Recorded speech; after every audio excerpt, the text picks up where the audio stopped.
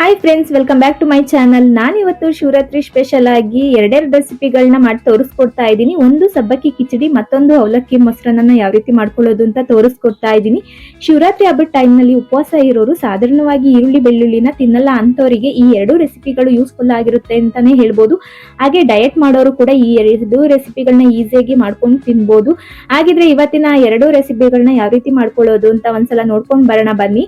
ಮೊದಲಿಗೆ ನಾನು ಸಬ್ಬಕ್ಕಿ ಕಿಚಡಿನ ಯಾವ ರೀತಿ ಮಾಡ್ಕೊಳ್ಳೋದು ಅಂತ ತೋರಿಸ್ಕೊಡ್ತೀನಿ. ನಂತರ ಅವಲಕ್ಕಿ ಮೊಸರನ್ನ ಯಾವ ರೀತಿ ಮಾಡ್ಕೊಳ್ಳೋದು ಅಂತ ನೋಡೋಣ.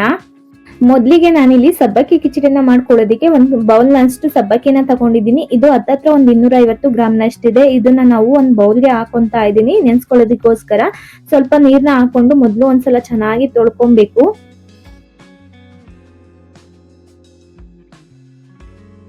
ನಾವು ಯಾವ ಕಪ್ ನಲ್ಲಿ ಸಬ್ಬಕ್ಕಿನ ತಗೊಂಡಿದ್ವಿ ಅದೇ ಕಪ್ ನ ಅಳತೆಯಲ್ಲಿ ಅರ್ಧದಷ್ಟು ನೀರ್ನ ಹಾಕೊಂಡು ಇದನ್ನ ಒಂದ್ 5-6 ಗಂಟೆಗಳ ಕಾಲ ನೆನೆಯಕ್ ಬಿಡ್ಬೇಕು. ಮಾರ್ನಿಂಗ್ ಬ್ರೇಕ್ಫಾಸ್ಟ್ ಗೆ ಏನಾದ್ರು ಈ ರೀತಿ ಸಬ್ಬಕ್ಕಿ ಕಿಚಡಿನ ಮಾಡ್ಕೊಂತೀನಿ ಅಂತನ್ನೋರು ನೈಟ್ ನೆನ್ಸ್ಕೊಂಡು ಕೂಡ ಮಾಡ್ಕೊಬಹುದು. ಒಂದ್ 5-6 ಗಂಟೆ ಇದನ್ನ ನೆನೆಯಕ್ ಬಿಟ್ರೆ ಸಾಕು. ನೋಡಿ, ಒಂದ್ 6 ಅವರ್ಸ್ ಆದ ನಂತರ ಸಬ್ಬಕ್ಕಿ ಎಲ್ಲ ಚೆನ್ನಾಗಿ ನೆಂದಿದೆ. ಈ ರೀತಿ ಉದುದ್ರಾಗಿರ್ಬೇಕು, ಅವಾಗ್ಲೇ ಕಿಚಡಿ ಮಾಡ್ಕೊಳ್ಳೋದಿಕ್ಕೆ ಚೆನ್ನಾಗಿ ಬರೋದು. ನೋಡಿ, ಈ ತರ ಒಂದ್ ಸಬ್ಬಕ್ಕಿ ಕಾಳನ್ನ ತೆಗೆದು ನೋಡಿದ್ರೆ ಗೊತ್ತಾಗುತ್ತೆ ನೆಂದಿದ್ಯಾ ಇಲ್ವಾ ಅಂತ. ನೋಡಿ, ಈ ರೀತಿ ಸ್ಮ್ಯಾಶ್ ಆಗ್ಬೇಕು. ಈ ರೀತಿ ನೋಡಿದಾಗ ಸಬ್ಬಕ್ಕಿ ಏನಾದ್ರು ಸ್ವಲ್ಪ ಗಟ್ಟಿ ಇತ್ತು ಅಂತಂದ್ರೆ ಇನ್ನೊಂದ್ ಸ್ವಲ್ಪ ನೀರ್ನ ಹಾಕೊಂಡು ಒಂದ್ 1/2 ಅವರ್ ನೆನೆಯಕ್ ಬಿಟ್ರೆ ಸಾಕು. ಅದೇ ಬೇಗನೆ ನೆನ್ಕೊಂಡ್ಬಿಡುತ್ತೆ. ಇದಾಗಿದೆ, ಇದನ್ನ ಪಕ್ಕಕ್ಕಿಟ್ಟು ನಾನಿಲ್ಲಿ ಸ್ಟವ್ ಮೇಲೆ ಒಂದು ಬಾಣ್ಲಿನ ಬಿಸಿ ಮಾಡ್ಕೊಳ್ಳೋದಕ್ಕೆ ಇಟ್ಕೊಂಡಿದೀನಿ. ಬಾಣ್ಲಿ ಸ್ವಲ್ಪ ಬಿಸಿ ಆಗ್ತಿದ್ದಂತೆ ನಾನಿಲ್ಲಿ 1-2 ಟೇಬಲ್ ಸ್ಪೂನ್ ಆಗುವಷ್ಟು ಅಡಿಗೆ ಎಣ್ಣೆನ ಹಾಕೊಂತಾ ಇದ್ದೀನಿ. ಇದ್ರ ಜೊತೆಗೆ ನಾನಿಲ್ಲಿ 1 ಟೇಬಲ್ ಸ್ಪೂನ್ ಆಗುವಷ್ಟು ತುಪ್ಪನ ಕೂಡ ಸೇರಿಸ್ಕೊಂತಾ ಇದ್ದೀನಿ. ತುಪ್ಪ ಹಾಕೋದ್ರಿಂದ ಟೇಸ್ಟ್ ತುಂಬಾನೇ ಚೆನ್ನಾಗಿರುತ್ತೆ. ಬೇಡ ಅಂತಂದ್ರೆ ಸ್ಕಿಪ್ ಮಾಡ್ಕೊಂಡು ಕೂಡ ಮಾಡ್ಕೊಬಹುದು.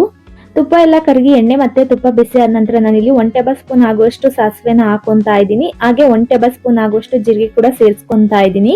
ಇದೆರಡು ಸ್ವಲ್ಪ ಫ್ರೈ ಆಗ್ತಿದಂತೆ ನಾನಿಲ್ಲಿ ಒಂದ್ 3-4 ಹಸಿಮೆಣಸಿನಕಾಯಿನ ಸಣ್ಣದಾಗಿ ಕಟ್ ಮಾಡ್ಕೊಂಡು ಹಾಕೊಂತಾ ಇದ್ದೀನಿ. ಖಾರ ಕಡಿಮೆ ಅಥವಾ ಜಾಸ್ತಿ ತಿನ್ನೋರು ನೋಡಿ ಹಾಕೊಳ್ಳಿ.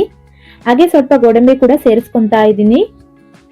ಗೋಡಂಬಿನ ಸೇರಿಸ್ಕೊಂಡ ನಂತರ ನಾನಿಲ್ಲಿ 1 ಟೇಬಲ್ ಸ್ಪೂನ್ ಆಗುವಷ್ಟು ಉದ್ದಿನಬೇಳೆ ಹಾಗೆ 1 ಟೇಬಲ್ ಸ್ಪೂನ್ ಆಗುವಷ್ಟು ಕಡಲೆಬೇಳೆ ಕೂಡ ಸೇರಿಸ್ಕೊಂತಾ ಇದ್ದೀನಿ. ಇದನ್ನೆಲ್ಲ ಒಂದ್ 2 ನಿಮಿಷ ಮೀಡಿಯಂ ಫ್ಲೇಮ್ ನಲ್ಲೇ ಇಟ್ಕೊಂಡು ಫ್ರೈ ಮಾಡ್ಕೊಂತಾ ಇರಬೇಕು. ಈ ರೀತಿ ಫ್ರೈ ಮಾಡ್ಕೊಬೇಕಿದ್ರೆ ನಾನಿಲ್ಲಿ ಸ್ವಲ್ಪ ಹಸಿ ಕರಿಬೇವಿನ ಸೊಪ್ಪು ಕೂಡ ಸೇರಿಸ್ಕೊಂತಾ ಇದ್ದೀನಿ.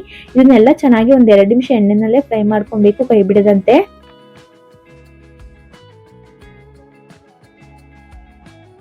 ಮೀಡಿಯಂ ಫ್ಲೇಮ್ ನಲ್ಲಿ ಇಟ್ಕೊಂಡು ಒಂದ್ 2 ನಿಮಿಷ ಈ ರೀತಿ ಫ್ರೈ ಮಾಡ್ಕೊಂಡು ಸಾಕು. ಇದಾಗಿದೆ. ನಂತರ ನಾನಿಲ್ಲಿ ಇದಕ್ಕೆ ಒಂದು ದೊಡ್ಡ ಸೈಜಿಂದ ಆಲೂಗೆಡ್ಡೆನ ಈ ರೀತಿ ಸಣ್ಣದಾಗಿ ಕಟ್ ಮಾಡ್ಕೊಂಡು ಹಾಕೊಂತಾ ಇದ್ದೀನಿ.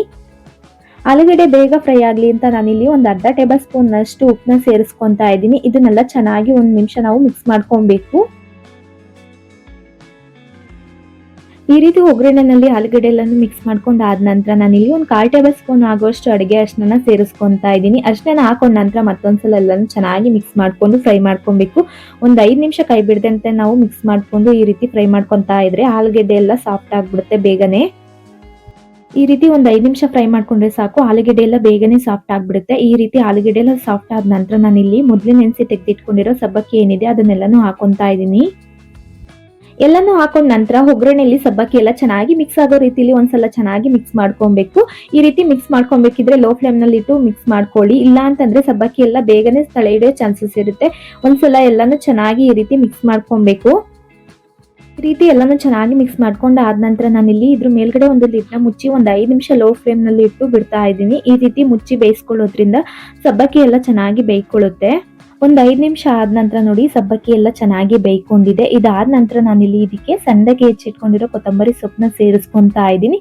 ಕೊತ್ತಂಬರಿ ಸೊಪ್ಪನ್ನ ಹಾಕೊಂಡು ಮತ್ತೊಂದ್ಸಲ ಎಲ್ಲಾನು ಚೆನ್ನಾಗಿ ಮಿಕ್ಸ್ ಮಾಡ್ಕೊಬೇಕು.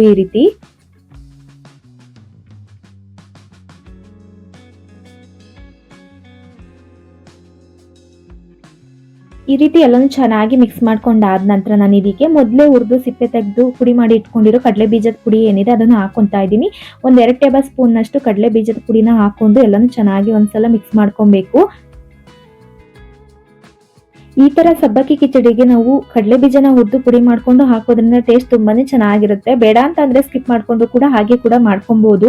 ಈ ರೀತಿ ಎಲ್ಲಾನು ಚೆನ್ನಾಗಿ ಒಂದ್ಸಲ ಮಿಕ್ಸ್ ಮಾಡ್ಕೊಂಡಾದ ನಂತರ ಸ್ಟವ್ ನ ಆಫ್ ಮಾಡ್ಕೊಂಡು ಕೊನೆಯದಾಗಿ ನಾನಿಲ್ಲಿ 1 ಟೇಬಲ್ ಸ್ಪೂನ್ ನಷ್ಟು ನಿಂಬೆಹಣ್ಣಿನ ರಸನ ಸೇರಿಸ್ಕೊಂತಾ ಇದ್ದೀನಿ.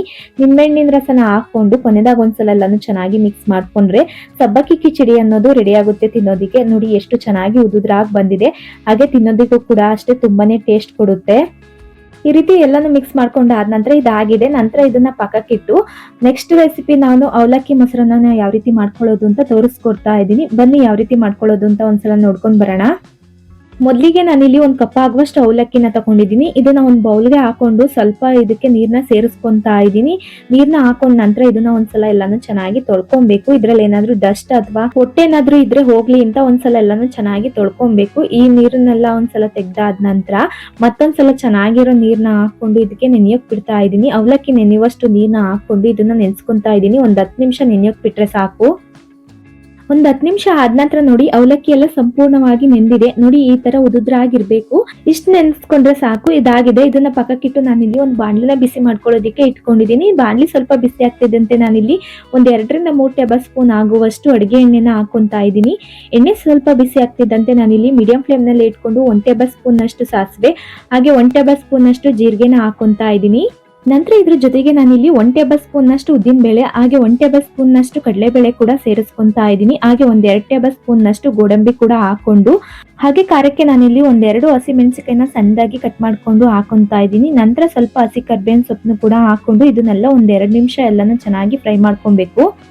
2 ನಿಮಿಷ ನಾವು ಮೀಡಿಯಂ ಫ್ಲೇಮ್ ನಲ್ಲಿ ಇಟ್ಕೊಂಡು ಇದನ್ನ ಫ್ರೈ ಮಾಡ್ಕೊಬೇಕಾಗುತ್ತೆ. ಎಲ್ಲ ಚೆನ್ನಾಗಿ ಫ್ರೈ ಆಗೋ ತನಕ ಉದ್ದಿನ ಬೇಳೆ, ಕಡಲೆಬೇಳೆ ಹಾಗೆ ಗೋಡಂಬಿ ಎಲ್ಲ ಸ್ವಲ್ಪ ಗೋಲ್ಡನ್ ಬ್ರೌನ್ ಕಲರ್ ಬರೋ ತನಕ ಮೀಡಿಯಂ ಫ್ಲೇಮ್ ನಲ್ಲೇ ಇಟ್ಕೊಂಡು 2 ನಿಮಿಷ ನಾವು ಈ ರೀತಿ ಫ್ರೈ ಮಾಡ್ಕೊಂಡ್ರೆ ಸಾಕು. ನೋಡಿ ಇದಾಗಿದೆ. ಈಗ ಸ್ಟವ್ನ ಆಫ್ ಮಾಡ್ಕೊಂಡು ಇದೆಲ್ಲ ತಣ್ಣಗಾಗಕ್ ಬಿಡ್ಬೇಕು ಒಂದು 10 ನಿಮಿಷ. ಒಂದು 10 ನಿಮಿಷ ಬಿಟ್ಟು ಒಗ್ಗರಣೆ ಎಲ್ಲ ತಣ್ಣಗಾದ ನಂತರ ನಾನಿಲ್ಲಿ ಮೊದಲೇ ನೆನೆಸಿ ಇಟ್ಕೊಂಡಿರೋ ಅವಲಕ್ಕಿ ಏನಿದೆ ಈ ಅವಲಕ್ಕಿ ಎಲ್ಲಾನು ಈ ಬಾಂಡ್ಲಿಗೆ ಸೇರಿಸ್ಕೊಂತಾ ಇದ್ದೀನಿ. ನಂತರ ಇದ್ರ ಜೊತೆಗೆ ನಾನಿಲ್ಲಿ 1/4 ಲೀಟರ್ ಅಷ್ಟು ಮೊಸರನ್ನ ಸೇರಿಸ್ಕೊಂತಾ ಇದ್ದೀನಿ. ನಾನ್ ತಗೊಂಡಿರೋ 1 ಕಪ್ ಅವಲಕ್ಕಿಗೆ 1/4 ಲೀಟರ್ ಮೊಸರಾದ್ರೆ ಸಾಕಾಗುತ್ತೆ. ಮೊಸರನ್ನೆಲ್ಲ ಹಾಕೊಂಡ್ ಆದ ನಂತರ ನಾನಿಲ್ಲಿ ಒಂದು ಸಣ್ಣ ಕಪ್ನಷ್ಟು ಕಾಯಿಸಿ ಆರಿಸಿದ ಹಾಲನ್ನು ಕೂಡ ಸೇರಿಸ್ಕೊಂತಾ ಇದ್ದೀನಿ. ಹಾಗೆ ಇದ್ರ ಜೊತೆಗೆ ನಾನಿಲ್ಲಿ ಒಂದು ಬೌಲ್ನಷ್ಟು ದ್ರಾಕ್ಷಿ ಹಣ್ಣು ಕೂಡ ಸೇರಿಸ್ಕೊಂತಾ ಇದ್ದೀನಿ. ನಂತರ ಒಂದು ಸಣ್ಣ ಕಪ್ನಷ್ಟು ದಾಳಿಂಬೆ ಹಣ್ಣು ಕೂಡ ಬಿಡಿಸಿ ಹಾಕೊಂತಾ ಇದ್ದೀನಿ.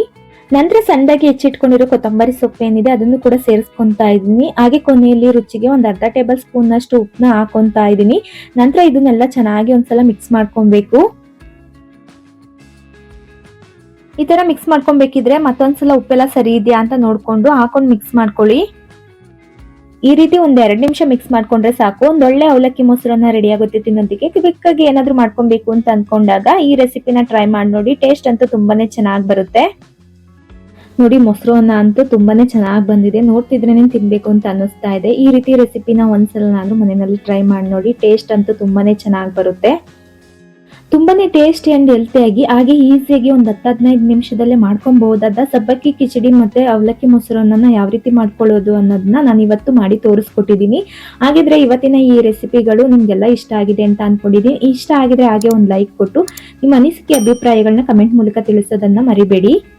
ಹಾಗೆ ಈ ವಿಡಿಯೋನ ಆದಷ್ಟು ನಿಮ್ಮ ಫ್ಯಾಮಿಲಿ ಫ್ರೆಂಡ್ಸ್ಗೂ ಕೂಡ ಶೇರ್ ಮಾಡೋದು ಮಾತ್ರ ಮರಿಬೇಡಿ. ಇನ್ನ ಯಾರೆಲ್ಲ ನಮ್ಮ ಚಾನಲ್ನ ಸಬ್ಸ್ಕ್ರೈಬ್ ಮಾಡ್ಕೊಳ್ದೆ ನೋಡ್ತಾ ಇದ್ರ ಪ್ಲೀಸ್ ಸಬ್ಸ್ಕ್ರೈಬ್ ಮಾಡ್ಕೊಳ್ಳಿ ಅಂತ ಹೇಳ್ತಾ ಸಿಗೋಣ ಇದೇ ರೀತಿ ಮತ್ತೊಂದು ಡಿಫ್ರೆಂಟ್ ರೆಸಿಪಿ ಜೊತೆ ಅಂತ ಹೇಳ್ತಾ ಥ್ಯಾಂಕ್ಸ್ ಫಾರ್ ದ ವಾಚಿಂಗ್.